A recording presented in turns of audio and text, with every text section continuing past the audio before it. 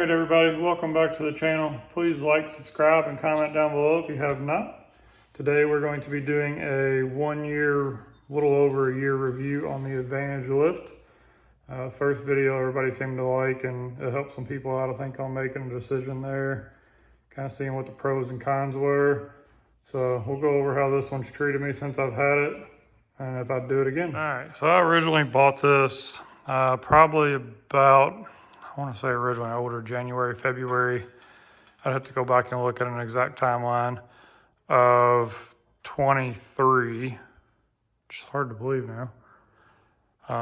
It took about 2 weeks, give or take, for it to come in. I did a pickup at a local freight facility here. They loaded it, had some buddies come in, unload it, we built it. I did an initial kind of review on it when I first got it, what I thought. I use this 2 to 3 nights a week on average. Some nights more, you know, maybe there's some here and there less, but I'd say 2 to 3 nights a week on average out here working on something. This also gets used for storage. Usually this is up in the air where I can get the mower or the 4-wheel or something like that under it and kind of free up space next to the wife's car. That way it's not as packed in here. It's slow to rise, but it works out, especially with my ceilings are 11.6. So I can get this pretty much to the top lock. I think I'm 1 lock away, but I can get it tall enough where I can walk under it at the ramp level almost, and then I can comfortably be under the middle of the car working with the 11.6 ceiling and where it's set up at. Taller vehicles like trucks, things like that, it's just, I mean, you can roll around on a stool underneath and make it a little more comfortable, but you're not gonna get it high enough in this garage with that. You have the ceilings for it, work out great for you. The air jacks up in the front here, if I can get to it. These work out great. If I had it to do over again, I would order 2 when I ordered the lift. It just comes in handy for multiple different things. They're quick up and down. It's got 2 lock settings on it. It comes with some different extensions. But I'd order a second one where rotating tires, things like that, or just overall work where you need all 4 wheels off, you could raise it up and get it completely off the ground and not have to try to put jack stands or something that's kind of unsafe under the back of it, depending what area you're trying to get to. The hose clamp is my one pet peeve with this. This does not, let me tighten that up a little bit probably, but this does not like to stay here. This wants to catch, move. Maybe there's a trick I'm missing with that, but it does not like to stay there. This little grease cap I've got to replace. That was on me, not them. I broke that not too long after I first got it, trying to grease things. And the grease tip I had was messed up, and I broke it off, getting that back off of it. Showing a little bit of wear here on the columns. You can wax that again. I did it initially, but that's not huge on my list. Motor, everything like that's worked out good. I mean, it still kicks right in. Quick to go up. I won't say quick, but rise is decent. See if we can hit a set of locks and it'll stop.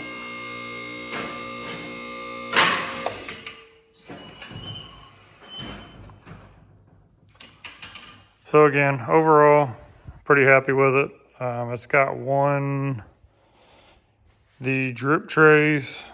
If I can get over here to those. Like I said, I've got a little bit of stuff everywhere. The drip trays that came with it are these little black plastic ones. They don't work when you're at the widest setting of the ramps on these. There's 2 settings. I started out on the narrower setting. I don't